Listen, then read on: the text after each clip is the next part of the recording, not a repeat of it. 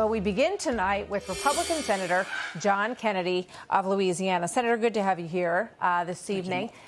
First up, your reaction to President Trump saying that some of the so-called blue states with Democrat governors are in no rush to open the economy because perhaps the underlying thinking is that it will hurt him if the economy stays weak for a while through November.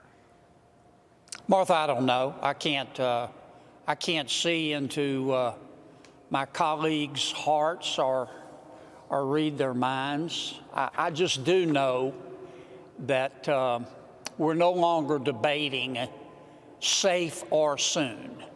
That's no longer the issue. The issue is safe and soon.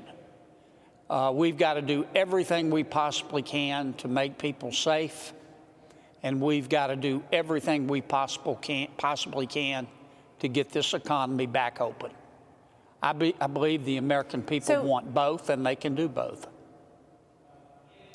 Nancy Pelosi, the Speaker of the House, was asked about further funding, another tranche of perhaps another $1 trillion in relief funds. And, you know, she got a little prickly when she was asked what the president might say about that. Watch this.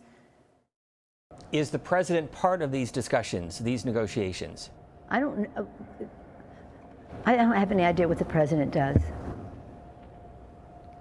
He said that the House was on vacation. But you know what? Don't waste your time or mine on what he says. What do you have to say about that, Senator? I think that the Speaker doesn't like the president personally, and it impacts her policy. I regret that, but I think it's obvious to the American people. In terms of spending more money, we've spent $3 trillion. That's 12 zeros. I voted for the bill, was happy to do it. The Federal Reserve has probably spent, I don't know, another $3 trillion. At some point, we're going to run out of digits. We can't just keep spending endless amounts of money. We can't buy this economy. We've got to get the economy back open, but we got to do it safely. Yeah. And I think the American people can and want to. You know, and on that note, I read today about factories that are shutting down for good, closing their doors, you know, not temporarily, but permanently in Michigan, in North Carolina, in other places across the country. And then you have this proposal from Senators Harris and Markey that perhaps what we need to do is give everybody $2,000 a month. And it sort of brings back that universal basic income idea that we heard from Andrew Yang during the Democrat primaries. What do you think about that idea, that maybe we need that to supplement people's incomes with all of these places shutting down? I don't think it will pass. I think the only way to get us out of this is to get ourselves, we've got to get ourselves out of it. Government shut down the economy.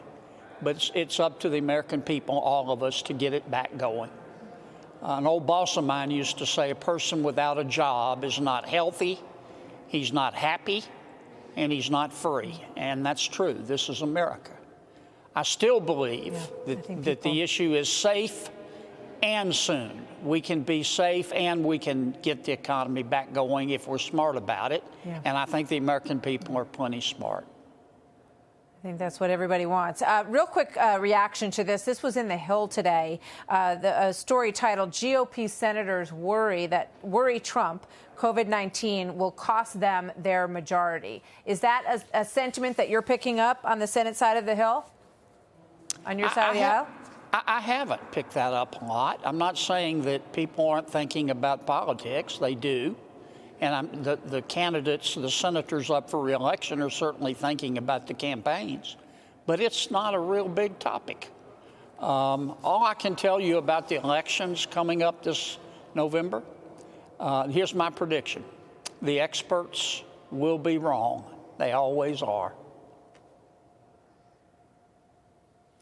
All right, we'll leave it at that, and we'll see where it goes. Got a few Senate races that are getting a little bit tighter on the GOP side in Colorado and Iowa than people had thought, so we'll see where that goes. Still quite a while to go before the election. Senator, thank you. Always good to see you, sir. Thanks for coming in tonight.